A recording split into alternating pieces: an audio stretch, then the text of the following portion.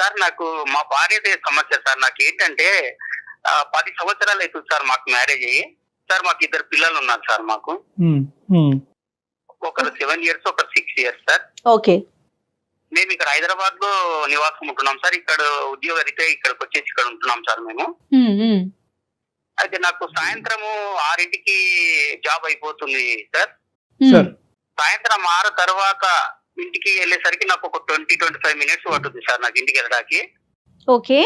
ఒకవేళ traffic jam అయ్యి లేకపోతే ఏదన్నా అటు ఇటు అయ్యి ఒక 10 నిమిషాలు లేట్ అయితే ఇంట్లో నాకు టార్చర్ ఉంటది సార్.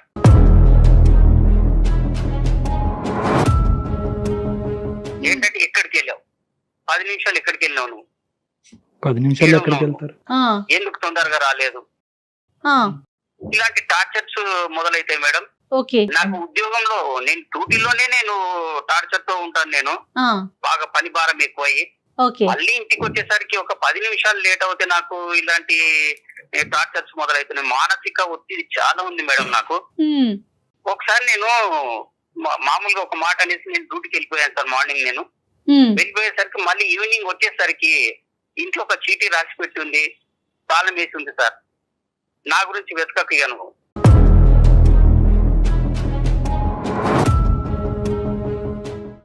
నేను ఎక్కడికైనా వెళ్ళిపోతున్నానని. నేను 2 పిల్లలు తీసుకొని వెళ్ళిపోయింది మేడం.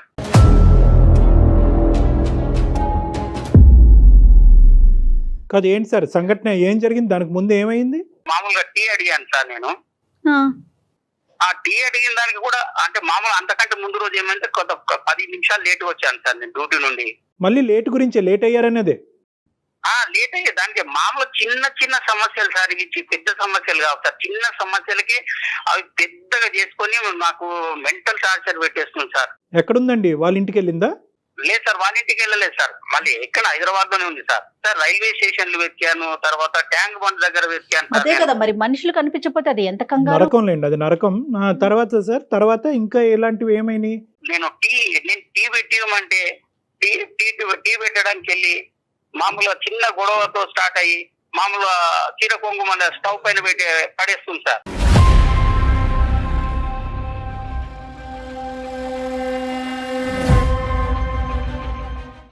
నేను కంగారు పడి మళ్ళీ దాన్ని పోయి ఆర్పాలి సార్. ఆర్పి మళ్ళీ ఏమైంది, ఎందుకు ఇంత చిన్న 2 మాటలు అనుకున్న దానికి మళ్ళీ అంత పెద్ద చేసుకోవడం ఎందుకని నేను ఆర్పేస్తాను సార్. నేను ఆఫీస్ లేనటువంటి రోజు లేదంటే ఆఫీస్ అయిపోయిన తర్వాత ఇంట్లో మీరిద్దరు ఉన్నప్పుడు మీ ఇద్దరి మధ్యన ఎటువంటి భేదాభిప్రాయాలు రావటం వల్ల ఆవిడ ఇంకా ఆత్మహత్య ధోరణిలోకి వెళ్తున్నారు? అంటే ఆవిడ మాట మీరు వినాలా, మీ మాట ఆవిడ ఆలకించాలా? అదే సార్, ఆమె మాటనే వినాలి సార్ నేను. అదేంటి అది డబ్బులా, ఇంటి పని వంట పనా, లేదంటే ఏదైనా ఇన్వెస్ట్మెంట్సా, పిల్లలకు సంబంధించిన అంశాలా, లేదంటే అన్నిటికీ ఆవిడ మాట వినాలా? లేదు సార్, పిల్లలు తర్వాత ఇన్వెస్ట్మెంట్ ఇవన్నీ ఏమి కాదు సార్. ఇవి కాకపోతే నా మాట వినాలి నువ్వు.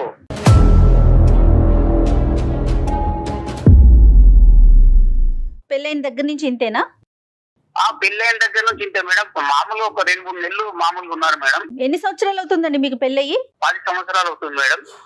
2 పిల్లలు. ఇప్పుడు మా వాళ్ళు ఉన్నారు సార్. మా వాళ్ళ దగ్గరికి నేను వెళ్ళాను అనుకోండి, మా అక్క చెల్లెళ్ళ వాళ్ళ దగ్గరికి వెళ్తే ఎందుకు వెళ్ళావు అనేటువంటి గొడవ స్టార్ట్ చేస్తారు సార్. వాళ్ళ దగ్గరికి వెళ్ళొద్దు, నేను ఎవరి దగ్గరికి వెళ్ళొద్దు, నేను ఎవరితో మాట్లాడకూడదు, ఎవరితో ఫ్రీగా మాట్లాడినా ఎందుకు మాట్లాడావు, ఈ అనుమానంతో మళ్ళీ ఇంటికి వచ్చిన తర్వాత ఏమన్నారు సార్, మళ్ళీ 10 తర్వాత ఇలాంటి టార్చర్ స్టార్ట్ చేస్తుంది సార్. 10 తర్వాత టార్చర్ స్టార్ట్ చేసిన తర్వాత 11-12 అవుతుంది సార్ మాకు ఈ గొడవ, చిన్న చిన్న గొడవలు. ఇంట్లోంచి వెళ్ళిపోవటం ఒకటి, చీర కొంగు ఏమొచ్చి స్టవ్ మీద వేసి తను హామ్ చేసుకునేటటువంటిది ఇంకా ఏమైనా ఉన్నాయండి ఇలాగా? ఇంకా ఉన్నాయి సార్. మామూలు వంట రూమ్ లో వెళ్తా సార్, వంట రూమ్ లో వంట చేసుకుంటూ చాకు తీసుకొని కోసేసుకుంటుందండి.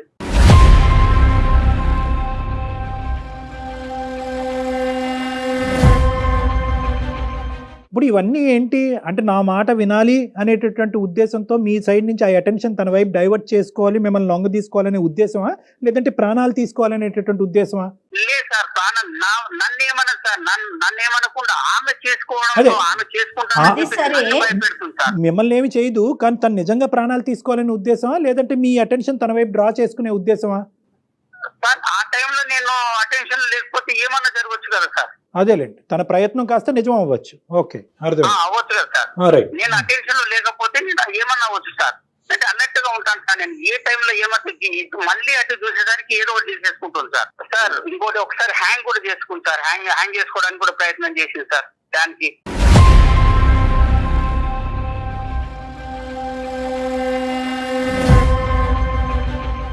ఆవిడ ఇంత భయంకరమైనటువంటి స్టెప్స్ తీసుకోవడానికి మీరేమి ఆవిడ్ని రెచ్చగొట్టే ప్రయత్నం లేదంటే మాటలతో ఏమన్నా ప్రోత్సహించి ఆ విధంగా ఏమన్నా చేస్తున్నారన్నట్టు మీకేం అనిపించట్లేదా? నేను ఏం చేయను సార్. నేను అలాంటివి కూడా ఏం చేయను సార్. ఆమె చెప్పినట్లే వింటాను. ఎప్పుడన్నా ఇలాగా జరిగినప్పుడు ఏమన్నా కొంచెం ఒక మాట ఏమన్నా అన్నప్పుడు నా మాటనే వినాలి నువ్వు. మీకేమన్నా అలవాట్లు ఉన్నాయా సార్? మీకేమన్నా అలవాట్లు ఉన్నాయా? డ్రింకింగ్ కానీ స్మోకింగ్ కానీ? లేవు సార్, నాకు అలాంటివి ఏం లేవు సార్. సార్ నేను ఇంట్లోనే ఈ బాధపడుతున్నాను సార్. నేను బయట అవన్నీ ఎఫెక్ట్ చెల్లబెట్టుకుంటాను సార్ నేను. అదే అర్థమైంది నాకు. మీరు వెళ్ళి మీ పేరెంట్స్కి కానీ వాళ్ళ పేరెంట్స్కి కానీ చెప్పడం జరిగిందా? ఇది ఏమైనా పెద్దల పంచాయతీ వరకు వెళ్ళిందా ఈ అమ్మాయి యొక్క ప్రవర్తన? ఎందుకంటే రేపు పొద్దున ఆ అమ్మాయి ఏమన్నా చేసుకుంటే ఒకటి ఆ అమ్మాయి చనిపోవటం, పిల్లలకి తల్లి లేకుండా అవటమే కాకుండా మీరు కూడా రకరకాల చిక్కుల్లో పడతారు కాబట్టి ఇది ఎప్పుడు ఇంటి బయటకు తీసుకెళ్లారా? లేదు సార్, వాళ్ళ పేరెంట్స్ తో కూడా మాట్లాడాను సార్. వాళ్ళ పేరెంట్స్ ముందు కూడా సూసైడ్ చేసుకోవడానికి అటెంప్ట్ చేసింది సార్.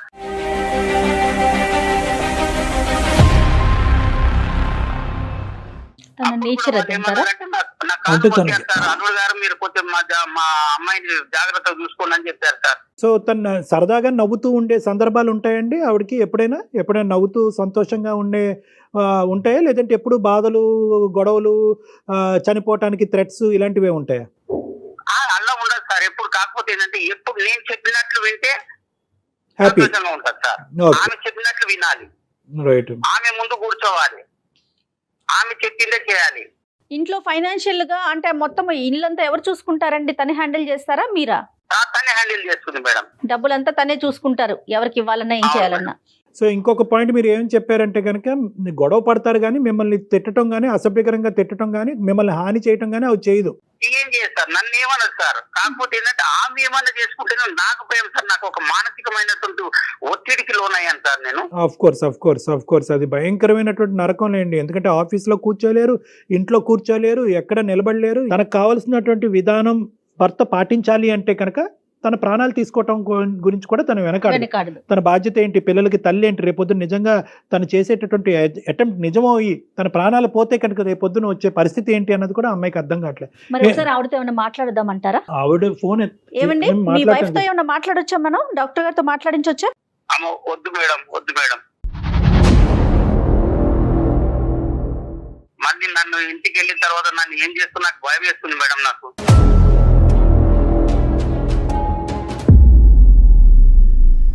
మరి లేదంటే నా దగ్గర తీసుకొస్తారా? పోనీ పర్సనల్ గా తీసుకెళ్తారా? అసలు రావాలి కదా తను. చూడండి ఒకసారి ఒక్క నిమిషం రమేష్ గారు, మీరు ఒకసారి ఆవిడకి ఫోన్ కనెక్ట్ చేసి నేను ఎలా మారాలో, నీకు అనుగుణంగా నేను ఎలా మారాలో నాకు అర్థం కావట్లేదు కాబట్టి నేను ఎలా మార్పు చెందితే కనుక నీకు నచ్చే విధంగా నీ ప్రాణాల మీదకి నువ్వు తీసుకురాకుండా విధంగా మలుచుకోవాలనే ఉద్దేశంతో నేను చేశానని చెప్పి మీ గురించి మాకు కాల్ చేసినట్టు ఆవిడతో చెప్పండి. ఆవిడ గురించి మాకు కాల్ చేసినట్టు వద్దు. అలా అయితే కనుక ఆవిడ మాట్లాడు 2 సెకండ్లో ఫోన్ పెట్టేస్తారు, రేపు ఇంటికి వెళ్ళిన తర్వాత మీ పని అయిపోద్ది. కాబట్టి నేను ఎలా మారాలి అనే ఉద్దేశంతోనే నేను చేశాను అన్నట్టుగా ఒకసారి ట్రై చేయండి. మీ వైఫ్ గురించి కాదు, మీకోసమే మాకు కాల్ చేశారని చెప్పండి ఆవిడకి. అంతే కదండి? అంతే బెటర్ అమ్మా. Okay madam. आपका कॉल होल्ड पर है, कृपया प्रतीक्षा कीजिए, please stay on the line. Hello Harika, చెప్పు. ఏంటి ఈ టైంలో ఫోన్ చేసావు? ఆఫీస్ లో వర్క్ లేదా? ఉంది, ఆఫీస్ లోనే ఉన్నా నేను. సాధారణంగా చేయను కదా ఫోన్ నువ్వు ఈ టైంకి. చేయను కానీ ఇవాళ ఏంటంటే సుమన్ టీవీ అందమైన జీవితం ప్రోగ్రామ్ తెలుసు కదా అది. అయితే ఏం లేదు హారిక, మనం ఇప్పుడు చిన్న గొడవలు అవుతుంటాయి కదా మనకి ఇంట్లో. అయితే అవన్నీ నువ్వు వాళ్ళ దగ్గరికి వెళ్ళి చెప్తున్నావా కూర్చుని? వాళ్ళకి ఏమి వాళ్ళ దగ్గరికి వెళ్ళి ఏమి చెప్పట్లేదు హారిక నేను. వాళ్ళు ఫోన్ లో ఉన్న లైన్ లో ఉన్నారు. ఆహా, నువ్వెప్పటి నుంచి ఇలాంటి అన్ని చేయడం మొదలెట్టావు? హారిక గారు ఒక్క నిమిషం అండి, మాట్లాడొచ్చండి హారిక గారు? చెప్పండి. నమస్తే అండి, మేము అందమైన జీవితం ప్రోగ్రామ్ నుంచి కాల్ చేస్తున్నాము. అయితే నమస్తే అండి. రమేష్ గారు, మాకు ఏం లేదు, మీ ఇద్దరి మధ్య ఏదో చిన్న డిస్టర్బెన్సెస్ ఉంటున్నాయి. నేను ఎలా మారాలి, నాకేం చేయాలో నాకు అర్థం కావట్లేదు. ఇది పీక్ స్టేజ్కి వెళ్ళక ముందే ఒక్కసారి డాక్టర్ గారి సలహా ఇస్తే బాగుంటుంది. కాదండి, అవన్నీ నాకు చెప్తే సరిపోతుంది కదా, మీ అందరికి చెప్పాల్సిన అవసరం ఇక్కడ అందరూ అంటే ఎవరు లేరండి, మీరు జస్ట్ ఫోన్ కాల్ లో అదేనండి, ఉన్నారంటే. హారిక గారు, ఒక్క నిమిషం. ఫోన్ కాల్ లో అయినా సరే అతను ఈ రోజు ఏంటంటే ఇప్పుడుకొచ్చి మీ ఇద్దరి మధ్యన ఉండేటటువంటి పరిస్థితిని ఎవరికి వివరించలేదు, ఎవరికి చెప్పుకోలేదు. ఇది మీరు కూడా అంగీకరిస్తారు కదమ్మా.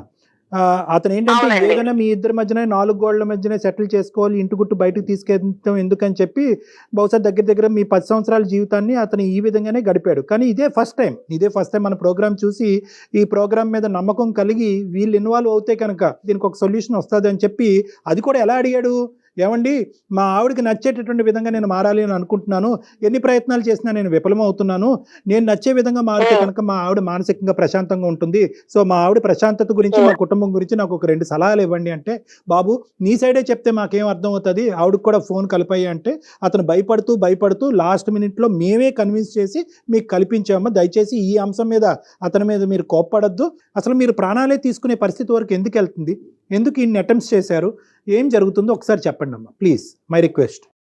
ఏం లేదండి, ఇప్పుడు నాకు ఒక్కొక్కరికి ఒక్కొక్క రకంగా వాళ్ళ పైన ప్రేమ ఎలా ఉందన్నది తెలుస్తుంది. ఇప్పుడు నా భర్తకి నా పైన ప్రేమ ఎలా ఉందంటే నాకు ఇలాంటి చేసినప్పుడు ఆయనలో ఉన్న అసలైన ప్రేమ నాకు బయటకు తెలుస్తుంది. మిగతా అందరూ సినిమాల్లో చూపించినట్టు బయటకు పై మాట్లాడి అవన్నీ ఉత్తుత్తి డ్రామాలు. ఇప్పుడు భయం వచ్చింది అనుకోండి, లోపల నుంచి ఏమనిపిస్తే అదే కదా బయటకు వచ్చేది, అంతేగాని నటించలేడు కదా, భయం నటించలేడు కదా.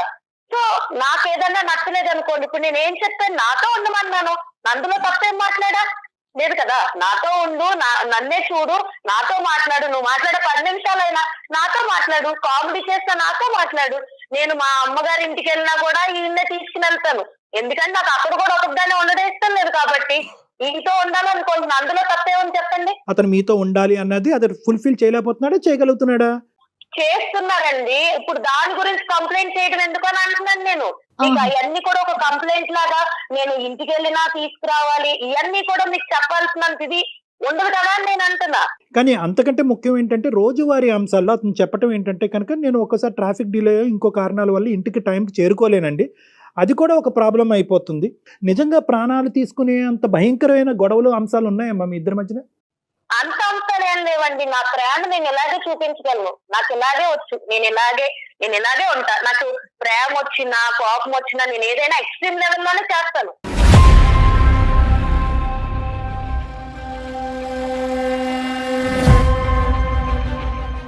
నేనంత సాదాగా నేను అలా లేనండి, చిన్నప్పటి నుంచి నేను ఎలాగే పెరిగాను.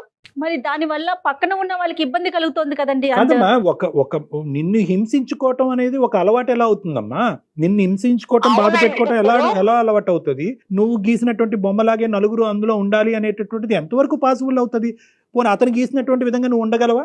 ఇక్కడ థింగ్ ఏంటంటేనండి, నేను నలుగురిని ఉండాలని నేను కోరుకోవట్లేదు. ఒకటి, నేను ఆయన పెళ్లి చేసుకున్నాను, ఆయన నన్ను పెళ్లి చేసుకున్నాడు, నాకు నా మనిషి అన్నవాడు నాకు తగ్గట్టు ఉండాలన్నది నేను అనుకుంటున్నాను.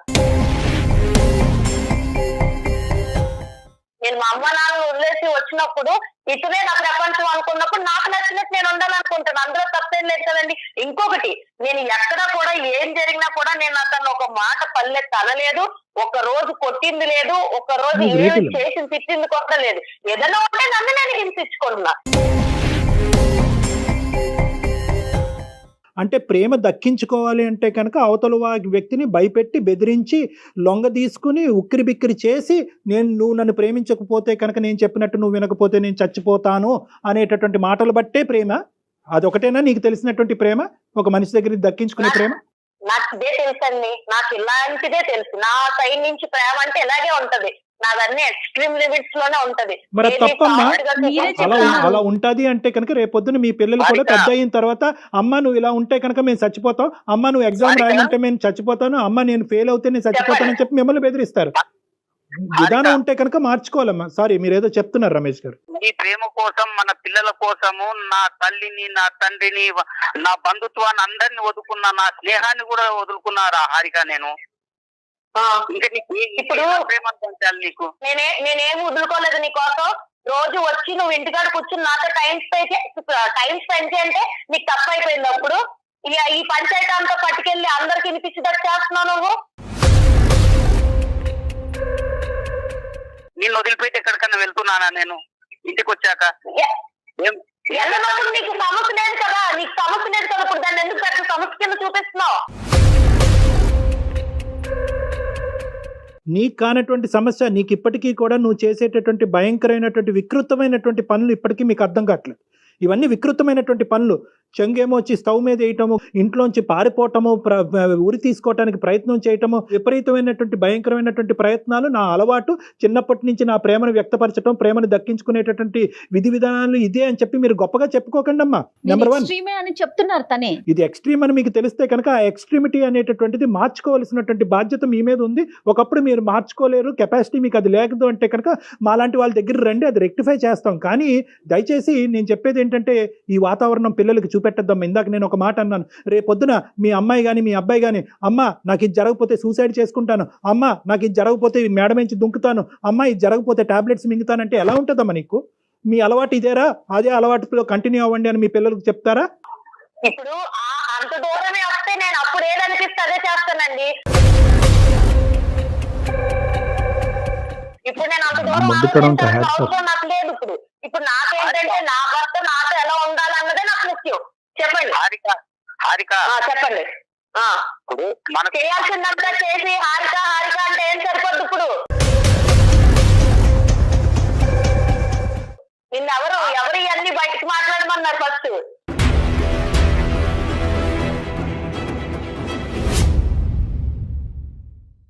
లేదు కాదు హారిక, మనకు పెళ్లి అయి 10 సంవత్సరాలు అయిపోయింది, 2 పిల్లలు ఉన్నారు హారిక మనకి. మన పిల్లలు గుర్తులేదా? నువ్వు గుర్తు చేస్తున్నప్పుడు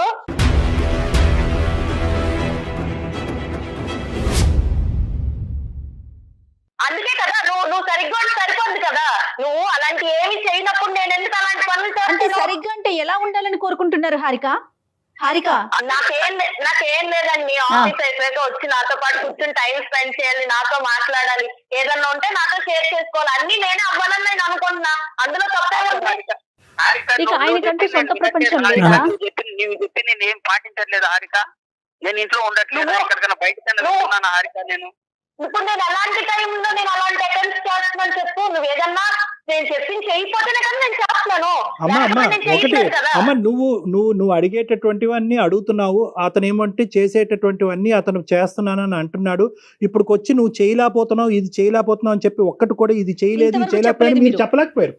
ఓన్లీ థింగ్ ఏంటంటే మీకు కావలసినటువంటి విధంగా అతను ఉన్నాడు, ఇప్పటికీ ఉన్నాడు. కానీ ఏంటంటే అతను ఏమన్నా ఆ గీత దాటి అటువైపు వెళ్తాడనేటటువంటి ఆలోచనతో ఏంటంటే మీరు అటో గీత దాటి దాన్ని బ్లాక్మెయిల్, నేను చచ్చిపోతాను అనేటటువంటి దాంతో ముడిపెట్టి ఇంకా ఇంకా ఇంకా ఇంకా లొంగ తీసుకునేటటువంటి ఒక పిచ్చి ప్రయత్నం మీరు చేస్తారు. కాదు హారిక, భయంతో లొంగ తీసుకుంటారా, ప్రేమతో లొంగ తీసుకుంటారా? ఏ వ్యక్తినైనా ఎవరినైనా ఇంత పోసగుచ్చినట్టు ఒక మగాడు కానీ ఆడదు కానీ సంసారం కాపురాలు చేయలేరమ్మా. ఇంపాసిబుల్. అతని వ్యక్తిత్వం బట్టి అతను ఉంటాడు, మీ వ్యక్తిత్వం బట్టి మీరు ఉంటారు. At the end of the day మీ ఇద్దరి మధ్యన ఒక బంధం ఉంటుంది, ఆ బంధానికి ఒక ప్రేమ ఉంటుంది, అంతేగాని ఇదేదో 2 1 2 2 2 4 2 3 6 అన్నట్టుగా ఉండదమ్మ. ఇది జీవితం. అది బహుశా నీకు ఎవరు చెప్పలేదు, ఇప్పుడు మేము చెప్తే అర్థం అవుతుంది అనేటటువంటి ఆస్తో నేను ఇలా చెప్తున్నాను. నెంబర్ 1. నెంబర్ 2 ఏంటంటే ఈరోజు నిజంగా ఈరోజు ఎంతో అదృష్టం బాగుంది కాబట్టి ఈరోజు నువ్వు నేను మాట్లాడుకుంటున్నావు అమ్మా. నువ్వు చేసినటువంటి ఒక్క అటెంప్ట్ అయినా కూడా ఈరోజు నిజమై ఉంటే కనుక నీ ప్రాణాలే దక్కుండేవి కాదు. ఒక పనికిరాని కారణానికి ప్రాణాలు తీసుకున్న ఒక భార్యగా, ఒక తల్లిగా చరిత్రలో నిలిచిపోతావు నువ్వు. ఏమన్నా అర్థం ఉందా? మీకేమన్నా క్యాన్సర్లు ఉన్నాయా? రేపో మాపో చచ్చిపోతున్నారా? లేదంటే ఇంకేమన్నా బలమైనటువంటి ఫైనాన్షియల్ బలహీనతలు ఉన్నాయా? తినటానికి తిండి లేదా? పడుకోవటానికి ఇల్లు లేదా? ఏం లేదు మీకు. అన్నీ ఇస్తే దేవుడు అన్నీ ఇస్తే ఇదొక రోగం ఏమో అని అనుకోవాలి మనం. నిజంగా నాకు కోపం వస్తుందమ్మా. ఇది కాదమ్మా బతికేటటువంటి విధానం. నీకు విపరీతమైనటువంటి యాంగర్ మేనేజ్మెంట్ ప్రాబ్లమ్స్ ఉన్నాయి, అది ఒక మానసిక రోగం. దానికి ట్రీట్మెంట్ తీసుకోవాలమ్మా నువ్వు. నాకు ఇప్పుడు చాలా కోపం వస్తుందండి, మీరన్నీ అన్ని మాట్లాడుతుంటే నాకు కోపం. అలా కదమ్మా, నిజంగా ఇంత చెప్పు కాదమ్మా, నిజంగా ఇంత చెప్పు చేతల్లో ఉండేటటువంటి మగాడు కావాలి అంటే కనుక నువ్వు ఏ రోబోనో పెళ్లి చేసుకోవాల్సింది. ఒక రోబోట్ని పెళ్లి చేసుకుని నీ చేతిలో ఒక రిమోట్ కంట్రోల్ ఉంటుంది, ప్లస్ మైనస్ అప్ డౌన్ నొక్కుంటే నువ్వు చెప్పినట్టుగా ఆడతాడు అతను. లేదమ్మా, లేదు, నేను ఓన్లీ అమ్మ ఇది కేవలం నీ లైఫ్ ఒక్కటే అయితే కనుక తల్లి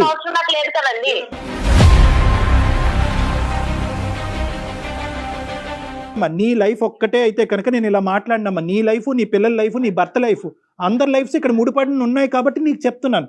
నీకొక్కదానికి చెప్పేటటువంటి కెపాసిటీ నాకు లేకపోవచ్చు. అర్థమయ్యే విధంగా డాక్టర్ గారు చెప్తుంటేనే మీరు మాట్లాడే విధానం అర్థమవుతోందండి. మీరు ఎలా మాట్లాడుతున్నారు? డాక్టర్ గారు ఏం చెప్తున్నారు, మీరేం మాట్లాడుతున్నారు? మీరెవరు అని అడుగుతున్నారు. ఏమండి పద్ధతేనా? నాకు ఇదంతా కాదండి. నాకు ఇంకొక పర్సన్ మా రిలేషన్ లో దూరడం నాకు ఇష్టం లేదు.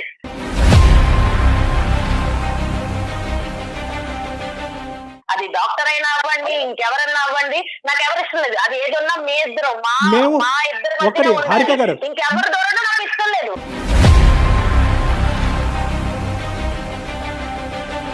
Super, correct. హారిక గారు, ఈ సెకండ్ లో మేము ఫోన్ కాల్ కట్టి బయటకు వెళ్ళిపోతాం. మీకు ఒక 1 వీక్ టైం ఇస్తాం. మీ ఇష్యూని రిజాల్వ్ చేసుకుంటారా?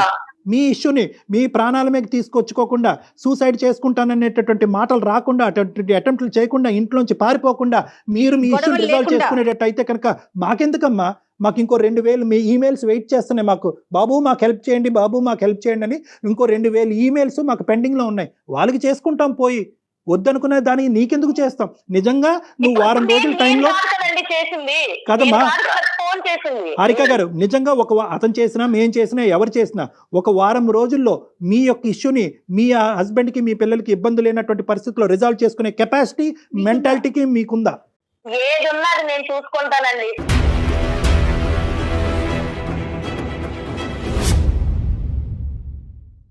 ఎలా ఉండాలి, ఎలా చేయాలి, ఏం చేయాలి అన్నది నాకు ఎవరు చెప్పినా నచ్చదు.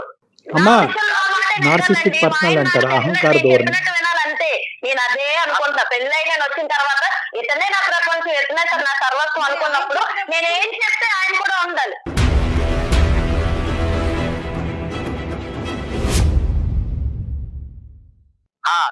డాక్టర్ గారు, మీరు వింటున్నారు కదా వ్యవహారం. రోజు ఇలాగే ఉంటుందండి నాకు ఇంట్లో టార్చర్. నేను భరించలేకపోతున్నాను సార్. మీరు ఎలాగైనా మాకు ఈ యొక్క సమస్యకు పరిష్కారం చేయాలి సార్. రమేష్ గారు, టార్చర్ అనే పదం మీరు వాడుతున్నారు, మేము అనుకుంటున్నాం, జయ గారు అనుకుంటున్నారు. కానీ అక్కడ ఆవిడ అనుకోవట్లేదు కదా. ఆవిడకి అది టార్చర్ లా కనిపించట్లేదు. అది విధానము, అది ఒక పద్ధతి, ఆవిడ నేర్పరితనము, ఆవిడ ఆలోచన శైలి. పుట్టేరుగా ఆవిడ ఇలాగే బతికిందంట. మా వాళ్ళని అందరిని వదులుకున్నాను సార్, నా ఫ్రెండ్స్ ని వదులుకున్నాను. అదే మీరు చేసిన పొరపాటు. పొరపాటు ఏంటంటే ఆవిడ ఒక చెయ్యి పట్టుకుని కిందకి, మీ కాలర్ పట్టుకుని ఒక్కొక్క మెట్టు కిందకి ఈడ్చుకుని వస్తున్నంత సేపు మీరు కిందకు వచ్చారు. ఎందుకు వచ్చారంటే కుటుంబాన్ని కాపాడటానికి మీరు వచ్చారు. కానీ అది ఆవిడకి అలవాటు, పరిపాటు కింద అయిపోయింది. సో ఈ మనిషిని పూర్తిగా కిందకి తీసుకొచ్చి కాళ్ళ కింద చెప్పులాగా మార్చుకోవాలనే ఉద్దేశంతో ఆవిడ వెళ్తుంది. అది కరెక్ట్ కాదు. ఆవిడకి ఎవరు చెప్పలేకపోతున్నారు. ఈ రోజు వాళ్ళ తల్లిదండ్రులు చెప్పినా ఇది చాలా చాలా బాగా నేర్చుకుని ఈ రోజు నువ్వు ఫోన్ చేసి ఎలా ఉంది అలా ఉంది అని అంత చెప్పుకునేట్టుగా తయారయ్యావు కదా. నువ్వు ఇంటికి రా, చెప్తాను నీ పని.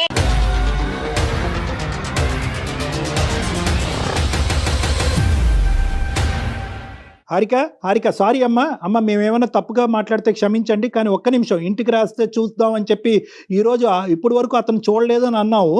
ఇప్పుడు ఏంటంటే అతను చూస్తాను అని అంటున్నావు. అతను చూస్తావో నువ్వేమన్నా చేసుకుంటావు అనేటటువంటి భయంతో మాకుంటుంది. ఒక్క 2 నిమిషాలు మనం మాట్లాడుకుందాం. ఒక్క నిమిషం హారిక. ఇప్పుడు ఇదంతా కాదండి, నాకు ఇప్పుడు కోపం తెప్పించాడు మా ఆయన. ఇవన్నీ మీకు చెప్పాల్సిన అవసరం లేదు. ఫస్ట్ థింగ్ నాతో మాట్లాడాలి, లేదా ఏదైనా ఉన్నా ఇలా ఉంది ఇలాంటి థాట్ ఉండాలంటే నాకు ముందు చెప్పాలి. నాతో నువ్వు 190 సార్లైనా మాట్లాడాలి. నువ్వు నన్ను పెళ్లి చేసుకున్నావు కాబట్టి నాకు చెప్పాలి. ఎన్నిసార్లైనా నువ్వు చెప్పాలి. నేను వినకపోతే నాకు అర్థమయ్యేలాగా నువ్వు చెప్తూనే ఉండాలి. నేను వినకపోతే నా చేతిలో ఉండదు.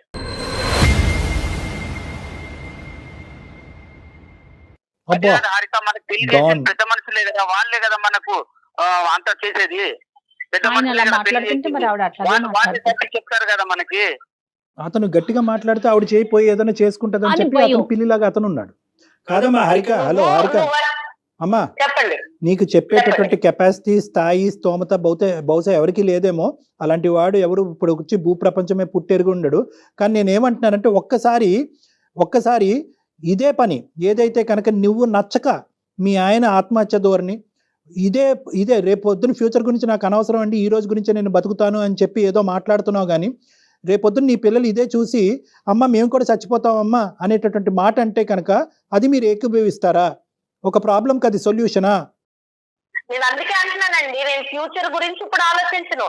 అండ్ ఇంకా మేము ఏం గొడవ పడినా ఏం చేసినా సరే అది మేమిద్దరం ఎక్కువ ఉన్నప్పుడే నేను ఎక్కువ గొడవపడ్డాను. కానీ పిల్లల ముందు నేను అంత ఎక్కువగా అయితే గొడవపడిన సందర్భాలు అయితే లేవు. అమ్మా ఇది ఎంతకాలం నీ ఫ్యూచర్ ఎక్కడో లేదమ్మా. నీ ఫ్యూచర్ ఏమి 100 కిలోమీటర్ల దూరంలో లేదు. ఇది ఒక 10 రోజుల్లో, ఒక 2 నెలల్లో, ఒక సంవత్సరం దూరంలోనే ఉంది. ఇటువంటి ధోరణి నీ పిల్లలకు అలవాటు అవటానికి, ఇటువంటి ధోరణిలో మీ భర్త కూడా మాట్లాడటానికి, లేదంటే ఈ హింస భరించలేక నువ్వు చెప్పి చేస్తున్నావు. అతను చెప్పకుండా చేస్తాడు. చేయొచ్చు. అతను చెప్పకుండా చేస్తాడు. అప్పుడేం చేస్తాడు? హారిక, నా ఆలోచన అంతా నువ్వు నా పిల్లలే హారిక, మీరే నాకు సర్వస్వం హారిక. నాకు అంత ఆలోచన ఉన్నాడు అయితే నువ్వు ఇట్లా ఫోన్లు కలిపి ఫోన్లు చేయించి మాట్లాడించోడు కాదు. కానీ నువ్వు మాట్లాడుకో, నువ్వు చేసినంత చూసాను, నువ్వేం చేసావు కూడా నాకు అర్థమైంది. నీకు ఎంత సౌండ్ ఇస్తే నువ్వు ఎలాంటి పనులు చేస్తావో కూడా నేను ఊహించగలను. అందుకే నేను ఎంత కూడా నీకు గ్యాప్ ఇవ్వకుండా నువ్వు టైం అయ్యేకి ఇంటికి రావాలన్న, అందులో నేను నిస్వార్థంగా ప్రేమించాలని అనుకుంటున్నా. అందులో తప్పే ఉంది? నీకు అది ఇబ్బంది అయిపోతుందా? నాకు తెలియక అడుగుతున్నాను. కాదు హారిక, నేను కాదని ఎక్కడికన్నా వెళ్ళానా రాధిక? నేను ఎక్కడికన్నా వెళ్ళానా? కంప్లైంట్ లేనప్పుడు నీకు వెళ్ళనప్పుడు, నీకు కంప్లైంట్ లేనప్పుడు ఇప్పుడు ఎందుకు దాన్ని పెద్ద కంప్లైంట్ కింద చూపిస్తున్నావు? మరి కాదు హారిక, నువ్వు చెప్పినట్టే వింటున్నాను కదా హారిక. ఏంటి నాన్న నువ్వు చెప్పినట్టే వింటున్నాను? నువ్వు ఆవిడ టీచరు, నువ్వు స్టూడెంటా? బాగుందయ్యా మీ స్కూలు. ఇదంతా కాదు, నేను చెప్పినట్టు వింటున్నాను అని అంటే మరి ఆవిడ చెప్పినట్టే విను. మాకెందుకు ఫోన్ చేసావు? ఇక్కడ కర్ర ఎరగకూడదు, పాము సాగకూడదు అంటే ఎలాగా? మేము గట్టిగా చెప్తుంటే నువ్వేమో ఆ అమ్మాయి కాళ్ళ వేళ్ళ పెట్టుకుని నువ్వు బతుమాలుతున్నావు. సరే, నీ భయాలు నీకు ఉండొచ్చు, ఇంటికి వెళ్ళేటప్పటికి ఆ అమ్మాయి ఏమవుతుందో అనే భయం నీకు ఉండొచ్చు. కానీ ఈ సమస్యకి పరిష్కారం ఎలాగా? ఆ తల్లిదండ్రులు చెప్పలేరు, ఎదిరింటోళ్ళు పక్కింటోళ్ళు చెప్పలేదు, ఒక డాక్టర్ గారు, ఒక సీనియర్ యాంకర్ గారు చెప్పలేరు. ఇంకెవరు చెప్తారు? ఆవిడకి ఎవరొకరు చెప్పాలి కదా. మేము ఒక విధంగా తీసుకెళ్తుంటే నీ కాలు పట్టుకుంటా, నీ పాలు పట్టుకుంటా, నువ్వు సమయం అంటే ఏంటి? హారికాని నువ్వు చూసుకోకపోవటం కాదు, హారికానికి అవసరానికి మించి నువ్వు చూసేసుకున్నావు. హారికానికి కావాల్సినటువంటి ప్రేమ అవసరానికి మించి ఇచ్చేసావు. ఆవిడకి సరిపోవట్లేదు, ఎన్ని బకెట్లైనా ఇంకా నిండట్లేదు ఆవిడకి. ఇప్పుడు మళ్ళీ మేము ఎలా మాట్లాడితే కనుక అక్కడేం గొడవ అవుతుందనే భయంతో ఇంకా నేను అసలు సిసలుగా నేను ఇంకా మాట్లాడలేకపోతున్నాను. నాకు భయం వేస్తుంది ఇక్కడ. ఇన్ని మాటలు అనిపించాలని నన్ను చోపి ఫోన్ చేసింది లేదా మెయిల్ పెట్టింది? నిన్ను ఇన్ని మాటలు అనిపించడానికి కాదు హారిక, మనకేమైనా సొల్యూషన్ దొరుకుతుందేమనే నేను కాల్ చేశాను. నేను ఆహా, సొల్యూషన్ రా, ఇంటికి రా, నేను చూపిస్తాను నీకు సొల్యూషన్ ఏంటో.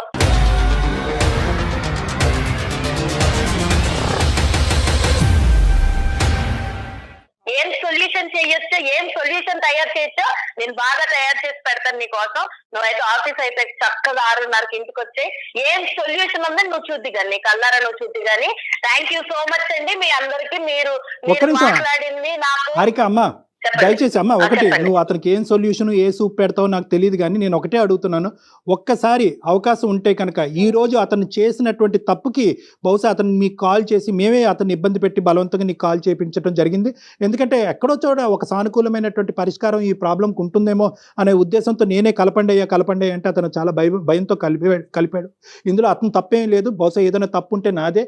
నేను ఒకటే మిమ్మల్ని రిక్వెస్ట్ చేసుకునేది ఏంటంటే, ఒక్క 2-3 రోజులు శాంతియుతమైనటువంటి వాతావరణం నా క్లినిక్ వైపు నుంచి మీరు వెళ్ళేటట్టుగా అయితే ఒక్కసారి నా క్లినిక్ రండి ప్లీజ్, మనం కూర్చొని మాట్లాడుకుందాం.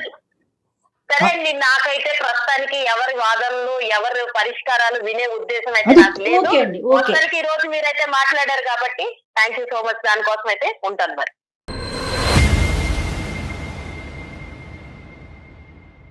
ఉన్నారండి? మీరున్నారా? ఉన్నాను మేడం. బాగా అర్థమైంది లేండి మాకు మీ పరిస్థితి. 10 ఏళ్ల నుంచి మీరు ఎంత బాధ అనుభవిస్తున్నారు. తర్వాత ఆవిడ అలా మీరు ఇలా ఉండబట్టి ఆవిడ అలా మాట్లాడుతుందేమో, అదొక పాయింట్. రెండోది ఏంటంటే, నేను అన్ని త్యాగాలు చేసేసాను, మీరు ఎన్ని త్యాగాలు చేసినా కూడా at the end of the day ఈ సమస్యకి పరిష్కారం అయితే లేదు కదా. కాబట్టి మీకు అర్థం అవ్వాల్సింది ఏంటంటే, మీరు మీలాగా బతకటం అనేటటువంటిది కూడా ఇంపార్టెంట్. మీరు త్యాగాలు అనే ధోరణిలో వెళ్తూ మిమ్మల్ని మీరే మర్చిపోయేటటువంటి విధంగా ఆవిడ కాళ్ళ కింద ఒక ఇదిగా మారిపోవటం అనేది కూడా కరెక్ట్ కాదు అన్నది ఇప్పుడు అర్థం అవుతుంది. మీరే తెలిసి తెలియకుండా ఆవిడకి నేను లొంగ తీసుకునే కొద్దీ ఇంకా తొక్కే కొద్దీ మా ఆయన లావుతాడు అనేటటువంటిది అలవాటు చేశారు. ఇక్కడ మీ జుట్టు అందించారు. ఇప్పుడు ఏంటంటే టూ లేట్. ఇప్పుడు ఇదంతా మాట్లాడుకో, మొక్కగా ఉంది మానే వంగునా అని అంటారు. సో ఇదంతా టూ లేట్. స్టార్టింగ్ లోనే ఏంటి నువ్వు చేసేటటువంటి డామినేషన్, ఇది కరెక్ట్ కాదు. నా ఫ్యామిలీ అని నా ఫ్యామిలీ కోసం చేశాను సార్ నేను ఇదంతాను. చేశారు, కానీ ఫలితం ఏది? ఆ బకెట్ ఎక్కడ నిండింది? ఆ సంతృప్తి ఎక్కడొచ్చింది? ఇంత చేసినా కూడా ఆవిడ నోట్లోంచి ఒక్క పదం వచ్చిందా? ఏమయ్యా నాయన నువ్వు ఇన్ని చేసావు, ఇన్ని త్యాగాలు చేసావు అని ఒక్క మాట వచ్చిందా? కానీ నెగిటివ్ గా కూడా ఏం చెప్పలేకపోతున్నారు కదా కళ్యాణ్ గారు. అక్కడ నెగిటివ్ గా లేదు. ఆవిడ చెప్పేది ఏంటంటే, ప్రేమ దక్కించుకోవటం అనే దానికి ప్రాసెస్ ఇదేనంట. అంటే ఏంటంటే, అవతల మనిషి ప్రేమించకపోతే ప్రేమ ఇవ్వలేనేమో అనేటటువంటి భయంతో అతన్ని పిండి భయపెట్టి అతనిలో ఒక బెదిరింపు చేసి ఆ ప్రేమ తనకు తాను హామ్ చేసుకుంటూ తనకి తాను హామ్ చేసుకోవటం అనేటటువంటిది కూడా ఏంటంటేనమ్మా ఇక్కడ చాలా వరకు చనిపోవాలి అనే ఆలోచన కాదు ఇది. బెదిరించేటటువంటి ధోరణే. కానీ ఇందాక రమేష్ గారు అన్నట్టు ఆ బెదిరింపు కాస్త నిజం అవ్వచ్చు. ఏదైనా అవకాశం ఉంటే ఒకసారి డాక్టర్ గారి దగ్గరికి వచ్చి కలిసే ప్రయత్నం చేయండి మీ వైఫ్ ని తీసుకొని. అంత అవకాశం ఇస్తారా మీకు? ప్రయత్నం చేస్తాను మేడం. డెఫినెట్ గా ఇదైనా ప్రయత్నం చేయండి. ఈ విషయాన్నైనా డాక్టర్ గారి దగ్గరికి తీసుకెళ్లేదైనా చాలా సిన్సియర్ గా గట్టిగా ప్రయత్నం చేసి ఆయన దగ్గర కూర్చోబెట్టండి. ఆయనతో మాట్లాడిన తర్వాత అంటే డైరెక్ట్ గా ఫేస్ టు ఫేస్ మాట్లాడేటప్పటికి కొంచెం ఆలోచనలు మారుతాయి కదా. తప్పకుండా ప్రయత్నం చేస్తాను మేడం. నేను రిక్వెస్టింగ్ గానే మాట్లాడండి. అవసరమైతే ఓ 2 అపాలజీలు చెప్పండి. అలాగే సార్, అలాగే రైట్ అండి. ఓకే రమేష్ గారు, అసలు సమాజం గాని కుటుంబ సభ్యులు గాని ఎవరు తోడుంటారండి ఇలాంటి క్యారెక్టర్ కి? ఫైనల్ గా చాలా మంచి ప్రశ్న అడిగారు. ఫైనల్ గా ఇలాంటి వాళ్ళ జీవితాలు ఏకాకిలు అయిపోతాయి. ఎవ్వరు ఉండరమ్మా, సంబంధికులు ఎవరు ఉండరు. తిరిగి చూస్తే తల్లిదండ్రులు ఆల్రెడీ డిశ్చార్జ్ అయిపోయారు. భర్త ఎంతో కాలం ఉండడు. ఇలాంటి వాళ్ళతో మనం ఇది రెక్టిఫై చేయకపోతే పిల్లలకి ఏముంది అంత ఓపిక పిల్లలు ఎందుకు? అమ్మ నీ తిండి అక్కర్లేదు, మా తిప్పలేదు, మేము పడతామని చెప్పి తొందరలోనే వాళ్ళు దండం పెడతారు. సో ఇలాంటి వాళ్ళు ఖచ్చితంగా ఏకాకిలు అయిపోతారు. దేవుడి దయ వల్ల మీ దాకా కౌన్సిలింగ్ వస్తే బాగుంటుంది. నేనైతే మన ప్రోగ్రామ్ ద్వారా అది కోరుకుంటున్నానండి. చూద్దాం మేడం, చూద్దాం. రైట్.